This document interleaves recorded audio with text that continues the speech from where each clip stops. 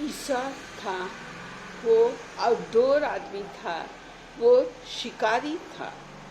और जेकब जो था उसे घर में रहने अच्छा लगता था, वो पीसफुल आदमी था।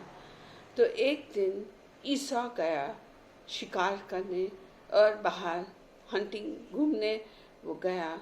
और जब वो बाहर से आया तो उसे बहुत भूख लगी थी और उसने देखा कि जेकब वहाँ बैठ के राजमा का करी बना रहा था।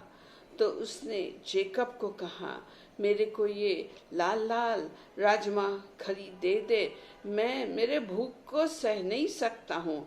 तो जेकब बड़े होशियारी से उसे कहा कि पहले तू अपना बड़े बेटे का हक यानी बर्थ राइट, बड़े बेटे का हक बर्थ राइट मुझे बेच दे और फिर मैं तुझे ये राजमा का लाल खरीद दूंगा।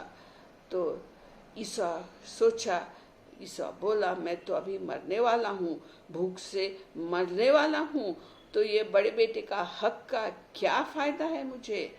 और जेकब बहुत स्मार्ट था, उसने ईसा को बोला, तू गॉड प्रॉमिस दे, तू मुझे प्रॉमिस कर, वचन दे कि तेरा बड़े बेटे का हक तो मुझे दे रहा है। तो ईसा ने स्वेर किया, ईसा ने प्रॉमिस दिया कि जेकब को एल्डर बेटे का हक मिल जाए। और फिर वो राजमा करी खा लिया। और हम देखते हैं कि ईसा ने अपने बर्थराइट को डिनाई कर दिया, उसने अपने बर्थराइट का उसे बिल्कुल केयर नहीं था। तो हम पहले भी देखे हैं कि जेकब ये नाम आया है, वो बड़े भाई का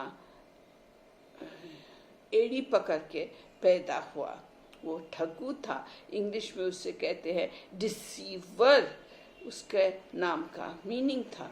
और ईसा को और बाइबल में कहते हैं इडोम, उसका मीनिंग है, इडोम का मीनिंग है रेड, लाल रंग, क्योंकि वो लाल राजमा खरी के लिए अपना हक बेच दिया था।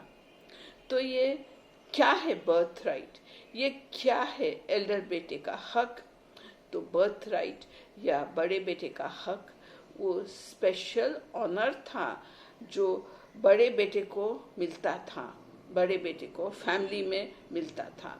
और बड़े बेटे का हक में उसे बाप का जब प्रॉपर्टी डिवाइड करते हैं तो उसे डबल पोर्शन मिलता है और एक दिन वो फैमिली का लीडर बन जाता है।